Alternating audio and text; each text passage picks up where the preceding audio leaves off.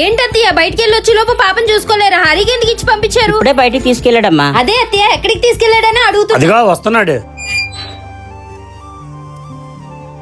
రా, ఎక్కడెక్కడ తిరగొచ్చు. పాపను ఎక్కడ తీసుకెళ్ళవరా? ఫోన్ చేస్తే ఫోన్ కూడా స్విచ్ ఆఫ్ అవుతుంది. ఫోన్ స్విచ్ అయిపోయిందనియా, మీరు లేరు కదని పాప ఏడుస్తుంటే అలా పార్క్ తీసుకెళ్ళాననియా. ఏంటి పార్క్ తీసుకెళ్లావా? మొన్న మీ అన్నయ్యని బండి మీద నుంచి పడిచేసినట్టే ఇప్పుడు పాపను కూడా పార్క్ లో పడేద్దాం అనుకున్నావా? సర్లే, ఏం అవ్వలేదు కదా, లోపల పద.